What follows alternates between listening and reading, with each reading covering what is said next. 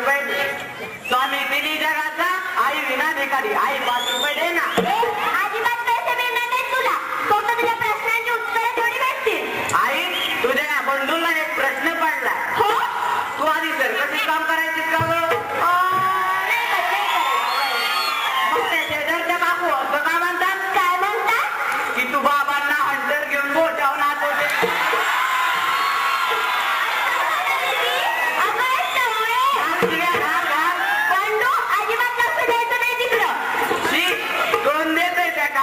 लक्ष माझं तर लक्ष त्यांच्या मुलीकडे. आम्हाला एकत्र खेळायचं असतं ना म्हणून. आई तुझ्या या बंडूला आणखी एक प्रश्न पडलाय. तो रावण जादूगर होता का गं? कोण रावण? कुठेतरी ऐकल्यासारखं वाटतंय. अगं तो नाही का रामायणातला रावण? तो 10 तोंडावाला रावण आहे.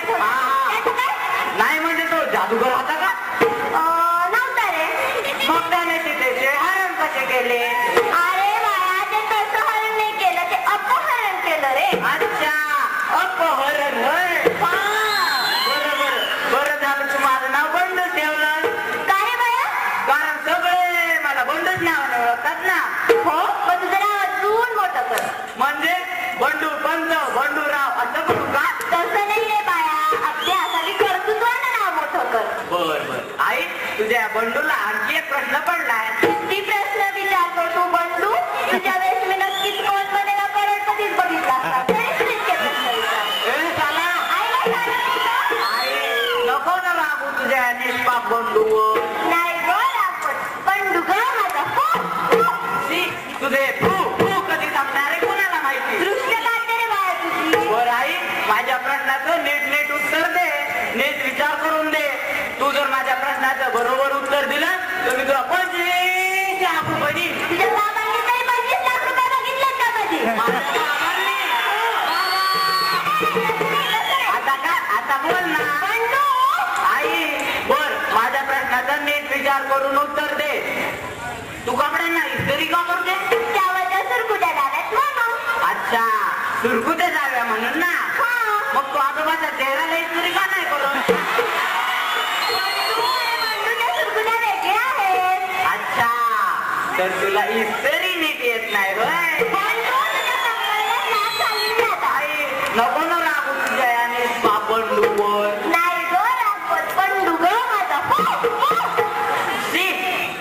बरं आई मग तुला आणखी एक प्रश्न विचारू? हो. ते आपलं पाण्याचं बाष्प होतं ना ते असं वरती का जातं? वरती जातं का? आम्हाला असं शिकवलं बाबा. हो मग जात असेल, आकाशात जात असेल. मग ते आकाशात कुठे जाते? मला वाटतं ते देवाकडे जात असेल. म्हणजे देवांना असं गिरण नाही का? काही माहित नाही रे बाळा. मग तू एक काम कर ना, तू देवा घरी जाऊन विचारून ये. आता तू जरा गेला ना आई. हो नक्की. हो रे बाळा. आता पुन्हा राग का रे? कारण मी त्या सदाच्या डोक्यात दगड घालून आलो नाही त्याला पाहिला. तो आहे ना तो आपला मोठा 29 इंचीचा त्याच्यावर तू छान सिरियल बघतेस. तो आवडतो ना मला. माझ्यापेक्षा पण आई. नाही रे बाळा. मग तू 24 तास त्याच्या समोर बसलेली असतेस. हो तो की नाही मी असा फू करत फोडून टाकला. बंडू आता मी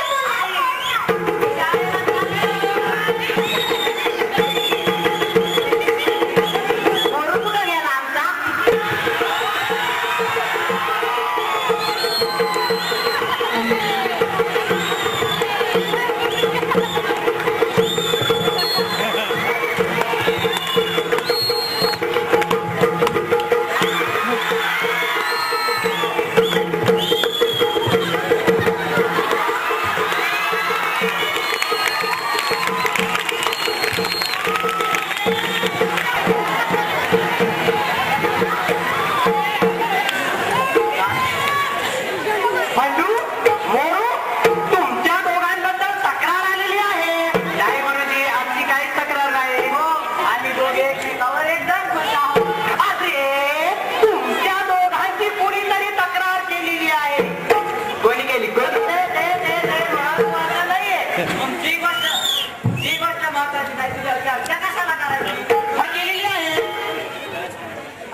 अहो मुलंच ती, त्याकडे लक्ष नाही द्यायचं आपण. हा, ती लहान मुलं, तुम्ही मोठे.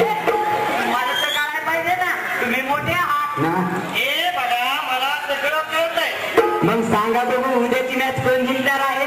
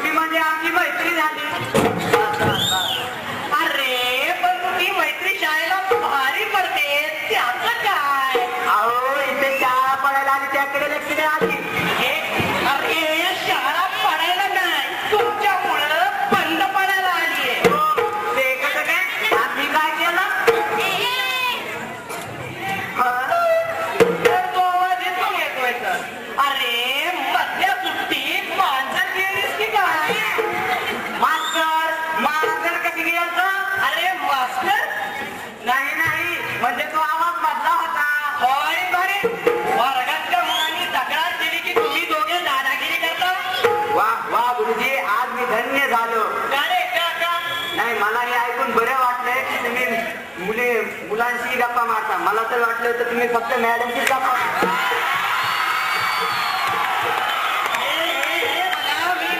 कधीही बोलत नाही. बरोबर, तेवढे तुम्ही हुशार आहात. बोलण्यात कधी वेळ नाही वाया घालवणार. मग मी फळा फोडी. अरे पण मी बंडूचं थोबाड फोडणार आहे. तरी पण मी फळा फोडणार आहे. मला तर निमित्त हवंय. अरे बघा रे, का सज्जन माणसावर खोटे नाटे आरोप करताय हे दोघे. हो मास्तर, आम्ही काय खोटं बोललो? तुम्ही वर्गात जाऊन मॅडमशी बोलता, मागो मागो फिरता. कुठल्या रे, कुठल्या मॅडमशी बोलतो रे? कुठल्या काय त्या दिवशी त्या मॅडम सोबत तिच्यामध्ये गुलू गुलू गुलू. अरे लाज वाटायला पाहिजे तुम्हा दोघांना, लाज. अरे ती माझ्या मुलीसारखी आहे रे, मुलीसारखी. तरी आम्हाला संशय होता. मी तिला शाळेत आल्यापासून ओळखतो. मी त्यांच्या फॅमिलीचा फॅमिली फ्रेंड आहे. फॅमिली फ्रेंड म्हणजे काय रे? फॅमिली फ्रेंड म्हणजे आईचा बॉयफ्रेंड.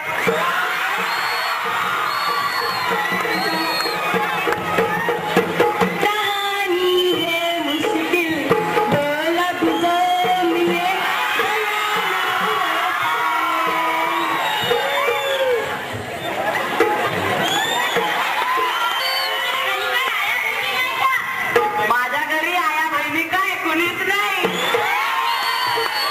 पिंकी, माझ्या घरी ये ना स्वयंपाक करायला.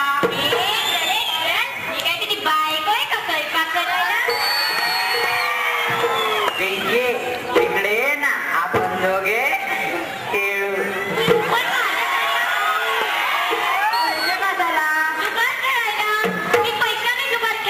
आला म्हणजे तू जुगार खेळते.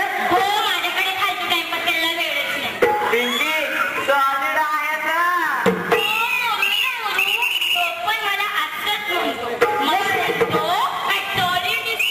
मोरया!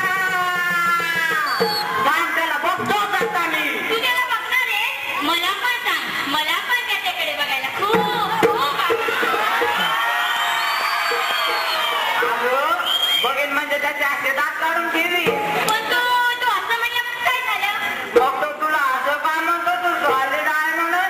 तुला कोण विचारतंय? पिंकी, असं म्हणू नको ना.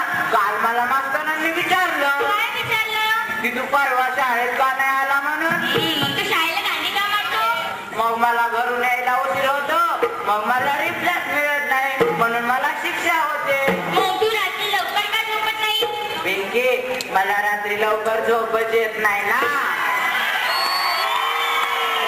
मी सतत विचार करत असतो. तू कोणाचा विचार करतो? तुझा. मी काय तुझे पैसे नाही घेतले विचार करायला. अगं, विचार म्हणजे त्याच्यासाठी नाही ग. मला ना तू खूप खूप खूप आवडते. मी काय काढत नाही आवडायला. मोठा झालो. मोठ्या झाला तू अजून शाळेतच जातात म्हणे मी आता मोठा झालो. मग काय झालं आपले मास्तर 50 वर्षाचे झाले तरी पण शाळेत येतात.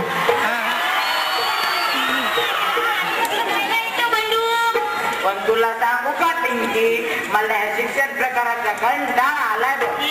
पण आपले मास्तर पण म्हणत होते मला या बंड्यामुळे शिकवण्याचाच कंटाळा आलाय. त्या मास्तराचं तू काही एक ऐकू नको त्यांना काही कळत नाही. मला परवा म्हणाले जगात पाणी किती आहे. मी म्हटलं पाणीच नाही. मी येताना पिऊन आलो ना गट्टा गट्टा गट्टा. त्याबरोबर माझं काही चुकलं का तरी पण मला बेंचवर उभा करीन म्हणाले. पिंकी मला ना आता या शिक्षणाचा कंटाळा आलाय. मग तू आता शिक्षण सोडून देणार आहेस का? शाळा सोडायला मी का गावातला मास्तर आहे का मूड नाही म्हणून शाळा सोडायला. मग तू आता शिक्षण सोडणार आहेस वाटतंय. हो शिक्षण सोडणार आहे मग काय करणार आहे? मी संसार करायचा विचार करतो. काय करणार आहेस तू?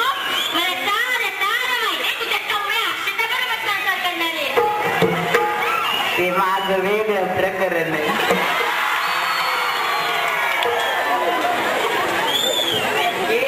मला आता तुझ्या बरोबर लग्न करायचं. पण मी नाही तुझ्यासोबत लग्न करणार ना. का पिंकी का का का का माझ्यात काय कमी आहे पिंकी. पण अजून आपण खूप लहान आहोत. पण आपल्या गावात चालतं. चालतं काय चालतं मी नाही करणार. का पिंकी माझ्यात काय कमी आहे. अरे गाढवा तुझं वय कमी आहे तुझं शिक्षण कमी आहे तुझी कला पण सुंदर आहे. पण पिंकी तुझ्यात काहीच कमी नाही ना. नाही माझ्यात पण एक कमी. काय मी कमी केले कोणाशी मोरूशी. मोर्या. दोस्त दोस्त नारमा प्यार प्यार नारमा. पिंकी पण तुम्हाला हे आधी सांगायचं होतं पिंकी. पण तुम्हाला आधी विचारलंच नव्हतं सांगायला. नाही पिंकी पण तरी पण तुम्हाला आधी सांगायचं होतं. मी तुला माझी खेळणी खेळायला दिली आणि तू माझ्या भावनाशी खेळलीस पिंकी. मला काही छान नाही होत पिंकी. मी आता जीवन देतो पिंकी.